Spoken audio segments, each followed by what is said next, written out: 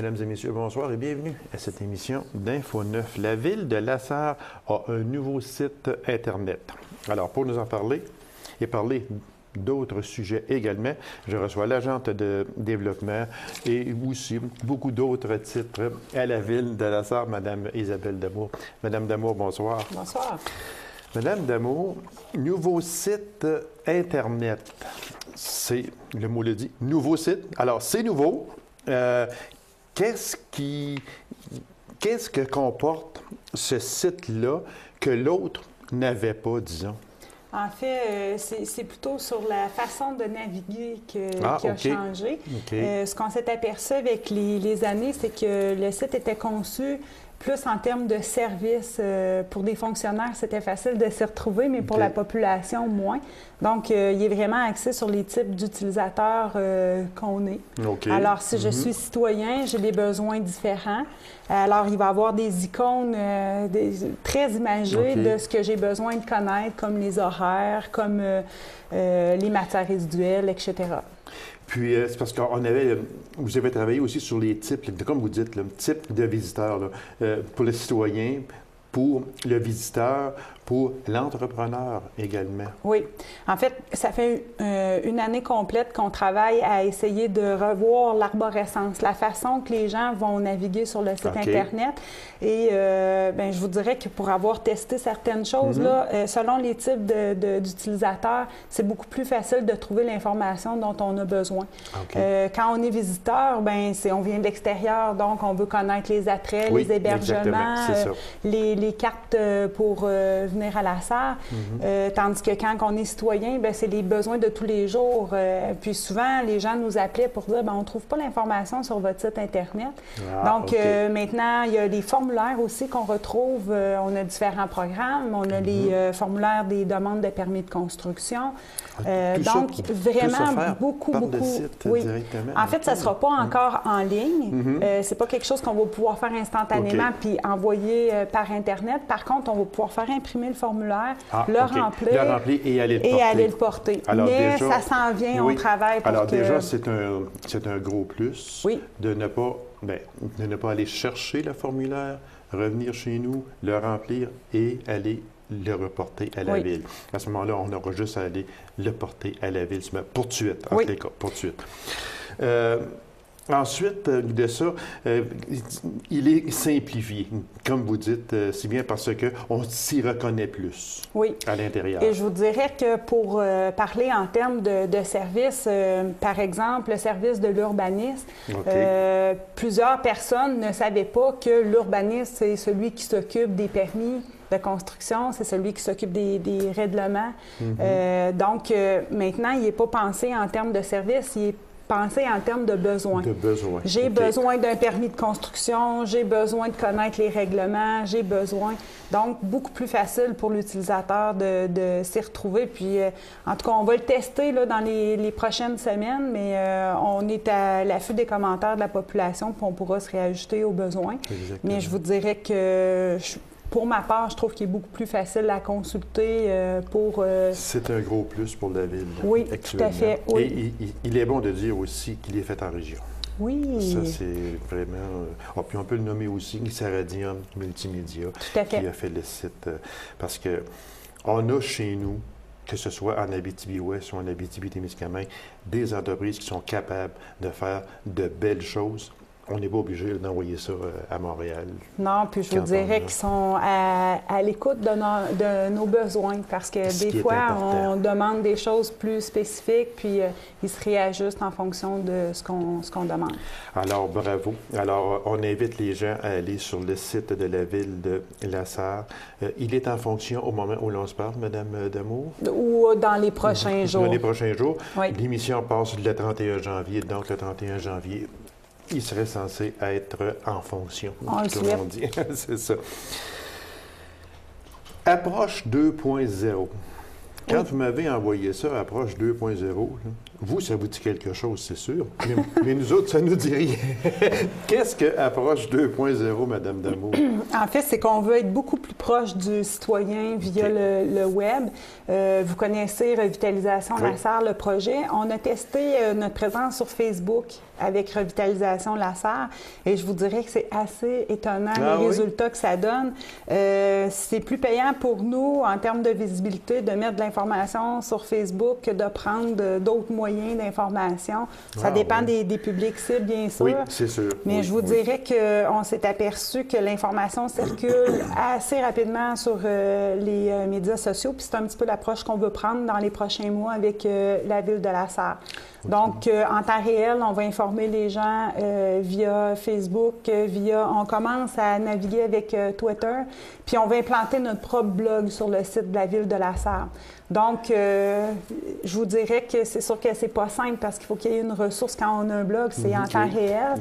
Il faut qu'on ait un temps assez limité pour répondre aux gens, mais au lieu que ce soit un courriel simple qu'on envoie à Info présentement, c'est quelqu'un, une vraie personne qui va répondre à l'autre personne à l'autre bout de son ordinateur. Donc, on veut vraiment essayer d'être plus proche. C'est ça, le but de tout ça, c'est de bien renseigner les gens. Oui. Et puis, que ce soit de chez nous ou de l'extérieur, parce qu'on a quand même beaucoup de visiteurs. Oui. Et puis, des gens, aujourd'hui, on programme toutes nos vacances par Internet. C'est pas compliqué. Là. Effectivement. Puis, de plus en plus, les gens consultent les sites pour toutes sortes de raisons. Oui. Des fois, on ne trouve pas l'information. Par courriel, ça étire toujours les délais quand même de réponse.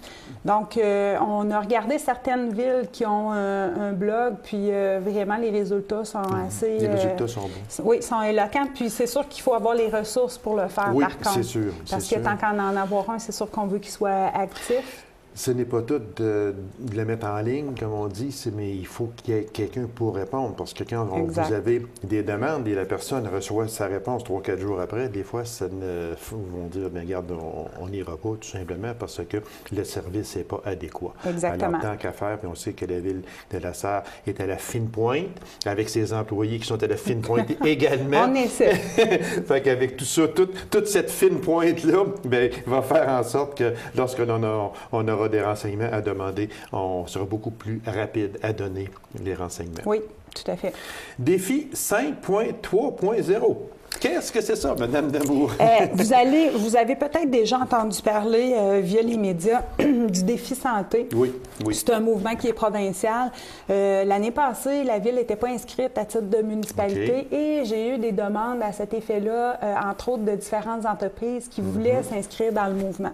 Alors, le défi 530 équilibre, il ajoute le mot équilibre aussi, c'est 5 fruits et légumes, 30 minutes d'exercice par jour et ils ont ajouté le mot équilibre, l'équilibre dans tous les sens dans notre vie.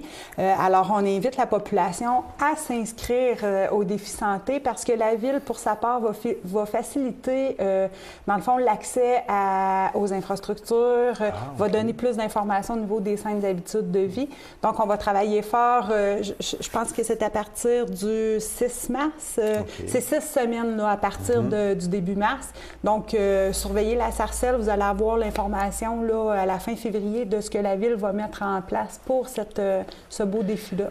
Et la sarcelle, on peut l'avoir aussi sur Internet. Oui, et une nouveauté là, pour la fin janvier, c'est que ça va être en format... comme une revue oui. Oh, mon Dieu! Donc ça devrait être le fun. Puis il va être accessible sur les téléphones mobiles, sur les iPads, etc. Donc, ça devrait être le fun pour... La technologie. Oui, c'est fou ce qu'on peut faire. En terminant, Mme Damour, ce qui reste à peine 2 minutes, kinésiologue à la Ville de Lasserre, c'est quoi et pourquoi? Bien, c'est une stagiaire qui est avec nous pour 4 mois. Un kinésiologue, c'est quelqu'un qui est un spécialiste de l'activité physique. C'est assez large. Il peut travailler au niveau de la prévention, au niveau de l'activité physique, de l'encadrement. Nous, on a choisi d'avoir... c'est Mme Karine Bisson qui est avec avec nous jusqu'au mois d'avril. OK. On veut donner l'accès à nos organismes communautaires et sportifs à une ressource comme celle-là. Elle peut développer des routines d'exercice avec les membres de ces organismes-là. Il y a des lettres qui ont été envoyées à tous les organismes de la SAR. Donc, si vous faites partie d'un organisme et vous aimeriez avoir les services d'une kinésiologue, bien, contactez-nous. Oui, OK. tout à fait. Puis, c'est une personne qui est très dynamique et à l'écoute des besoins des gens. Donc, je vous invite à nous contacter à ce sujet-là. Elle est là en stage, c'est Oui. ça? En Oui. stage jusqu'au mois d'avril. Effectivement.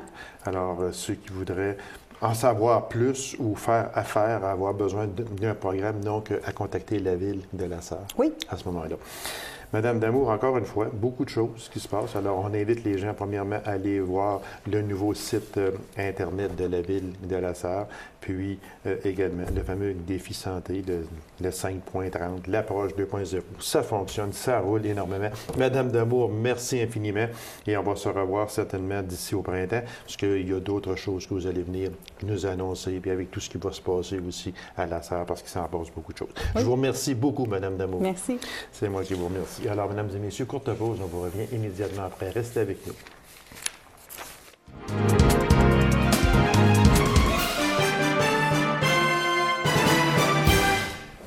Je la recevais en septembre 2010. Alors, il venait nous parler de son fils Jacob, qui était atteint du diabète de type 1. Quelques 17-18 mois plus tard, elle nous revient à ma demande pour nous informer de l'évolution de la maladie de Jacob et de leur rôle comme parents. Est-ce que leurs rôles ont vraiment changé? Comment se porte Jacob aujourd'hui? On va en discuter avec mon invité, Mme Camille Boivin. Camille Boivin, bonsoir. Bonsoir. Merci d'avoir réaccepté cette invitation-là. Le plaisir est pour moi. On avait fait une émission, tout le monde s'en souvient, j'en ai entendu parler beaucoup. Et puis les gens sympathisaient beaucoup avec vous autres. Plusieurs personnes, je dirais presque 95% des personnes n'étaient pas au courant que ce genre de maladie-là pouvait tellement affecter, surtout chez un petit bonhomme de cet âge-là. Comment va Jacob aujourd'hui? Bien, Jacob se porte très bien. C'est un petit garçon comme tous les autres. Il a commencé la maternelle cet automne. Donc, il a un train de vie comme n'importe lequel autre enfant. C'est sûr que pour les adultes qui l'entourent, comme moi et son père et le personnel scolaire, enseignant, tout ça. OK. Donc là, c'est sûr que c'est un petit peu plus compliqué que d'accueillir un enfant normal, mettons, à l'école. Mais oui, on se débrouille très bien. L'école participe bien au protocole. On a une bonne communication entre les deux. Donc, évidemment, moi, je suis extrêmement impliquée aussi au niveau scolaire. Jacob a un cellulaire dans sa boîte à lunch et tout. Donc, je suis en contact perpétuel avec l'école et je les accompagne aussi dans les sorties pour pouvoir veiller sur Jacob. Si on parlait, est-ce qu'il y a eu évolution dans sa maladie? Au niveau du diabète, on ne peut pas dire qu'il y a une évolution. À partir du moment où est-ce qu'on est diagnostiqué, la maladie reste telle quelle jusqu'à la mort. Donc, on ne peut pas dire qu'il y a une évolution. Il n'y a pas ça de ne s'aggrave changement. pas OK. et ça ne s'améliore pas non plus. Que ça stagne, c'est là, en ligne droite, puis c'est ça. c'est en ligne droite. C'est ça. Ça ne sera jamais pire et ça ne sera jamais mieux.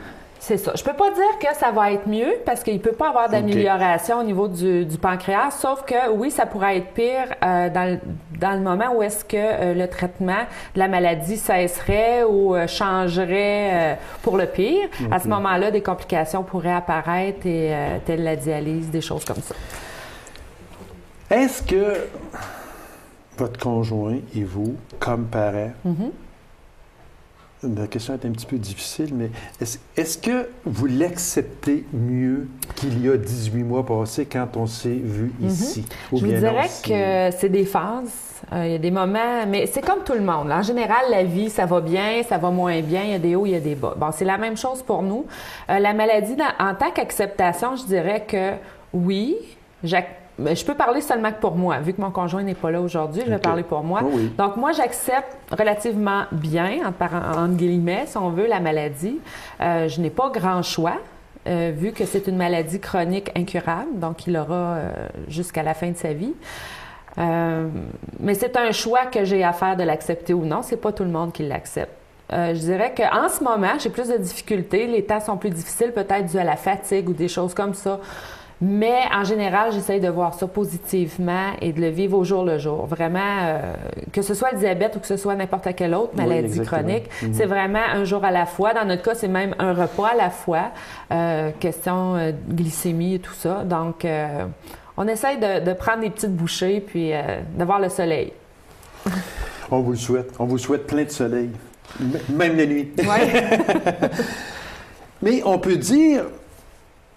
Madame Boivin, aujourd'hui, Jacob est un enfant normal. Oui. Mène une vie normale. S'il était chez vous, il ne pourrait pas aller à l'école. Ça ne serait peut-être pas pareil, mais Jacob vit. Oui. Est-ce que pour vous autres, c'est une vie, entre parenthèses, normale? Bien, écoutez, pour nous, oui, c'est une vie normale pour nous. Depuis 2 ans, c'est notre nouveau normal à nous. Si on compare notre dynamique familiale à une autre famille semblable à la nôtre, ben on dirait que non, on n'a pas un style de vie normal parce que notre vie comprend beaucoup d'extras par rapport à la maladie. Jacob, nous aussi, on a tendance à dire qu'il vit une vie normale, mais... la définition de normale est très relative à ce moment-là parce que Jacob donc porte une pompe sur lui 24 heures sur 24. Il a un changement de cathéter aux 2 jours, donc ça implique une piqûre aux 2 jours. Il porte un capteur de glycémie en continu sur son bras, donc il y a un petit gadget de plastique en permanence inséré sous sa peau sur son bras. Je calcule tout ce qu'il mange, je pèse ses aliments, je calcule les glucides. Jacob, des fois, est obligé de prendre une collation pour être certaine qu'il ne fasse pas d'hypo. Donc ça, est-ce qu'on peut dire que c'est normal? Des fois, je dois le réveiller la nuit pour qu'il boive du jus ou qu'il mange une collation. Est-ce qu'on qualifie ça de normal? Je pense pas. Sauf que nous, c'est notre normal à nous. Ça. Pour vous autres, c'est normal. Jacob est un petit garçon comme les autres avec tout plein d'extras. On peut mettre ça comme ça. Ça, c'est vraiment bien dit. Madame Boivin, on va revenir en 2010. Vous avez fait une levée de fonds pour l'achat d'une pompe et accessoires qui coûtait dans les 10 000 $ et plus. Non couvert par la RAMQ. Vous avez amassé 14 269 $.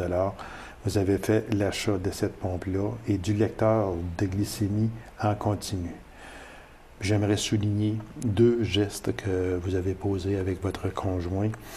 Dans le surplus, vous avez aidé une mère qui reste à l'extérieur de la région, mais qui vient de la région. Oui, qui vit la même chose que nous. Qui vit exactement, que son enfant est atteint de diabète de type 1. Vous lui avez aidé à acheter cette pompe-là. Et vous avez également fourni un certain montant d'argent pour un camp d'été pour enfants diabétiques. Moi, je vous en félicite. C'est vraiment un très beau geste de votre part. Mais dans toute cette histoire-là, vraiment, le plus beau geste vient de la population parce que sans la générosité des gens qui nous entourent, on n'en serait pas venu là. C'est vrai. Donc, cet argent-là, c'est important pour nous on ne se serait pas senti bien de la garder, évidemment, parce que nous, le but, c'était d'acheter une pompe. Donc, un coup au moment où le but a été atteint, pour nous, c'était important de faire grandir encore cet argent-là, parce qu'il y avait encore des gens autour de nous qui pourraient en profiter. Donc, c'est important, justement, de la partager. Et vous l'avez très bien partagé, et soit dit en passant, et je vous en félicite.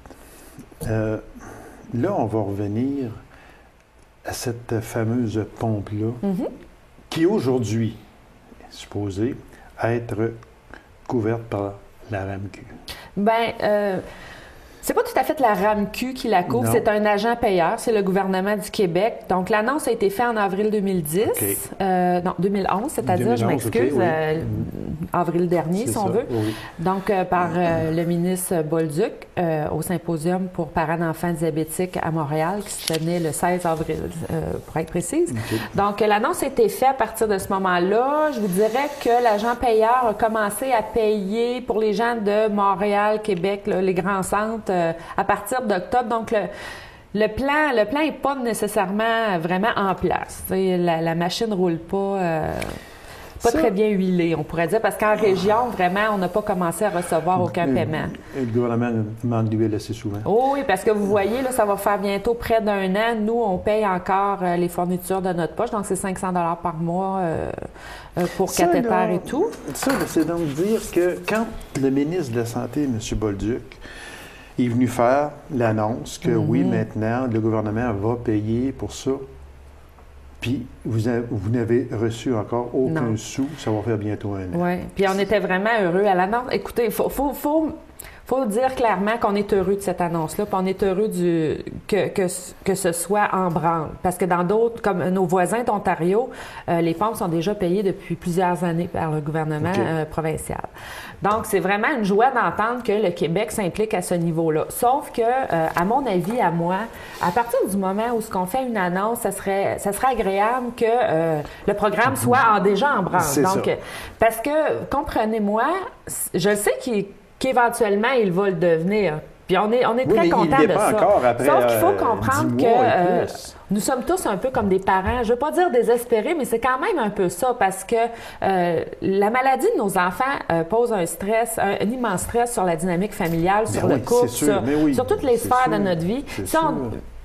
Certains gens aussi ont des assurances privées et tant mieux pour eux. Dans notre cas, nous n'en avons pas. Nous ne sommes pas les seuls à ne pas en avoir. Et il y en a beaucoup On en a, mais ils ne couvrent pas la pompe. Il n'y en a pas, oui, c'est ça. Donc, pour nous, en plus d'avoir un stress sur la famille, sur le couple, etc., sur la vie en général, ça nous oppose aussi un stress financier. Et à l'annonce de ce programme-là, je vous dirais que j'avais les larmes aux yeux. Vous n'étiez pas la seule, j'en suis persuadée. Non, j'étais devant la télé, j'étais à larmes, j'étais contente, j'étais heureuse, enfin.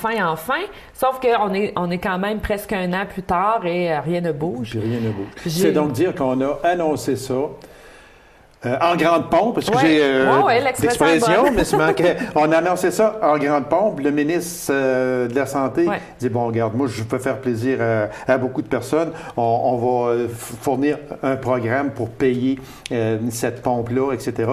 Mais c'est annoncé. C'était un coup d'épée dans l'eau pour les régions éloignées entre les cas. Puis pour un certain temps. Je sais que tout va rentrer dans l'ordre éventuellement, sauf que c'est très dommage que moi, faisant partie d'un groupe de soutien Facebook, donc qu'on est une centaine de parents à communiquer les uns les autres tous les jours, pour la plupart qui sont dans les grands centres, donc l'agent payeur a commencé les remboursements ou les gens ont déjà commencé à faire des démarches pour avoir des pompes. Certains en ont déjà reçu. Mais pour nous, qui sommes en Abitibi, moi, je ne demande pas à avoir une pompe. Il n'y a pas une grande démarche à faire. Vous voyez, je demande juste un remboursement. Qu'on vous rembourse ce que ça coûte à tous les mois. La semaine dernière, un médecin de Val-d'Or m'a contacté, m'a envoyé des documents par email à remplir, mais encore là, c'est pour approbation, donc c'est pas encore... Vous n'êtes pas accrédité actuellement. Mon médecin, le médecin de Jacob, qui s'occupe de Jacob depuis le diagnostic, qui est docteur Cardinal, pour ne pas le nommer, et qui est un médecin extraordinaire, qui a une maîtrise du diabète fabuleuse, qui nous aide et qui nous appuie, n'est même pas accrédité par le gouvernement pour faire le suivi de Jacob. Ça veut dire que lui, il ne peut pas remplir aucune formule pour vous autres? Non. Aïe, aïe. Donc, c'est ça, c'est bizarre. Ouais, moi, si vous me permettez, Mme Boivin, je vais prendre juste quelques secondes. OK? Puis là, je m'adresse à 2 personnes. 2 personnes très spécifiques. Puis, j'espère que ça va se rendre à vos bureaux, au ministre Corbeil et au député libéral de Rouyn-Noranda-Témiscamingue, Daniel Bernard. Vous comprenez ça, là? Il y a quelqu'un qui va sûrement vous appeler ou de votre bureau qui va vous dire « Oui, ils ont parlé. » Je m'adresse à vous deux, là. Vous êtes les porteurs de dossiers de l'Abitibi-Témiscamingue, messieurs. On vous a élus dans votre comté. Vous êtes au pouvoir. Y a-t-il une possibilité, s'il vous plaît, que vous demandiez au ministre Bolduc qui sorte de son bureau, qui vienne vous rencontrer ou aller le voir dans son bureau, puis dire, en Abitibi-Témiscamingue, le diabète de type 1, là, on s'en occupe pas. Il n'y a personne qui s'en occupe. On n'est même pas capable de faire accréditer un médecin. On n'est même pas capable, ceux qui ont à payer des choses, ils sont obligés de les payer. Vous n'êtes même pas capable de les rembourser, puis vous vous vantez partout que maintenant, on a une politique établie là-dessus. Je n'irai pas jusqu'à dire que c'est de la foutaise, parce que J'irai pas jusque-là. Sauf qu'une chose que je veux bien vous dire, M. Corbeil et M. Bernard, s'il vous plaît, pour ces personnes-là, en Abitibi-Témiscamingue, y aurait-il une possibilité d'avoir un suivi auprès du ministre de la Santé, M. Bolduc, pour que ces personnes-là puissent être accréditées en Abitibi-Témiscamingue et qu'ils puissent recevoir des remboursements pour ce que ça coûte. Ils ont passé d'être un petit peu assez mal prises avec ce genre de situation-là, qu'il y aurait du moins de mettre un baume un petit peu sur leur plaie. Alors, je m'adresse à vous très poliment, M. Corbeil, M. Bernard, s'il vous plaît, donnez un suivi, rencontrez M. Bolduc pour le bien de ces personnes-là. Et je vous le demande, puis j'aimerais avoir, si c'est possible, un suivi sur ça. Alors, je vous laisse avec ça. Comment Jacob a réagi quand il a vu sa pompe? Non, il était vraiment... C'est comme le matin de Noël. Quand la boîte est arrivée, il était vraiment excité, mais on y a apporté l'idée de la pompe tellement positivement. On a vraiment fait du renforcement positif en lui disant que, évidemment, la pompe faciliterait les collations. Il pourrait manger plus qu'il désire. Parce qu'il faut comprendre qu'avec Jacob, à chaque fois qu'il mangeait quelque chose, ça l'impliquait une injection. Donc, tandis qu'avec la pompe, à chaque fois qu'il mange quelque chose, ça l'implique de pitonner, si on veut. Donc, il n'y a pas de douleur d'associer avec la nourriture. Donc, c'est vraiment... il était enchanté là, à l'idée de pouvoir manger sans douleur. Au moins donc, ça, oui, il toujours. était vraiment heureux de l'avoir arrivé, sa pompe. C'était comme son petit robot personnel qui travaillait pour lui. Tant donc, mieux. Puis moi, je veux dire à Jacob, il va l'apprendre de l'émission. Là. Lâche pas, mon homme. Tu peux être assuré de ça parce que tu as une maman extraordinaire. Puis ton papa, je ne le connais pas, mais je suis persuadé qu'il est aussi extraordinaire que ta maman. Là, vous vous êtes fait tatouer une pompe. Oui, oui. Bon, c'est votre conjoint et vous. Oui. Pourquoi? Bien là, c'était certainement... On était supposé le montrer, mais on la montre pas. C'est certainement pas pour le côté esthétique de la chose, parce qu'on s'entend qu'une pompe, c'est une machine. Donc, la raison pour laquelle on le fait, c'est qu'après un certain temps, Jacob se sentait un petit peu différent. Puis, c'est pas facile pour un enfant de 5 ans de comprendre aussi. Il comprend jusqu'à un certain point, mais il y a des choses c'est quand même difficile. C'est encore Puis, il me demandait s'il était seul au monde à avoir une pompe, parce qu'évidemment, en région... il n'y en a pas beaucoup. Il y en a. On en connaît des gens qui en portent, mais c'est plutôt des adultes ou des adolescents. Okay. Donc, il n'avait pas encore rencontré d'enfants de son âge qui portaient des pompes. Maintenant, oui, il en a rencontré, mais à cette époque-là, non. Donc, c'était difficile pour lui, puis il se sentait seul. Donc, moi puis Philippe, mon conjoint, le papa de Jacob, on se disait, bon, il faut essayer de remédier à ça, parce que vraiment, ça nous brise le cœur de sentir que notre enfant est seul. Puis... Donc, on s'est dit, il faudrait porter une pompe, nous aussi. L'idéal, là, ça serait d'avoir une pompe. Mais évidemment, on n'a pas 14 000 $ pour 2 autres pompes. Et voilà, ben oui. On s'est dit, allons se les faire tatouer. Surtout qu'ils ne sont pas remboursés pour tout de suite. Donc, on s'est dit, allons se les faire tatouer. Donc, c'est ce qu'on a fait. Ça, c'est le fun quand Jacob, vraiment, c'est un signe de solidarité envers notre enfant, d'amour. C'est un beau geste. Je crois qu'il l'a vraiment apprécié parce qu'il était vraiment content. Il reste à peine 1 minute, Mme Boivin. Est-ce que c'est héréditaire? Puis, est-ce qu'au moment où l'on se parle, vous avez peur d'avoir un autre enfant? Pour répondre à la deuxième question en premier, non, j'ai pas peur d'avoir un autre enfant. Ça ne veut pas dire qu'un deuxième enfant serait diabétique. Okay. Dans notre cas, c'est pas lié à l'hérédité parce que dans nos 2 familles, il n'y a aucun diabétique type 1. Donc, c'est vraiment une maladie auto-immunitaire dans notre cas. Okay. Ça peut être lié si un parent l'est, mais très rarement. C'est pas défini, c'est pas très clair à savoir si c'est vraiment parce qu'il n'y a pas de gène. Donc, on peut pas dire que c'est génétique. Madame Boivin, merci infiniment. Toutes nos félicitations pour votre courage, à vous et à votre conjoint. Puis bravo au petit Jacob. Continuez à vivre, mon homme, il n'y a pas de problème. Puis je suis persuadé qu'avec les parents que tu as là, tu vas avoir une très belle vie. Alors, Madame Camille, merci beaucoup. Puis des félicitations aussi à votre conjoint. Puis continuez votre excellent travail. Puis si on peut faire bouger le gouvernement, j'espère qu'on aura au moins un peu sensibiliser ces personnes-là. Merci. C'est moi qui vous remercie. Alors, mesdames et messieurs, merci d'avoir été là. On se donne rendez-vous à une prochaine émission. 9 au 9. Au revoir.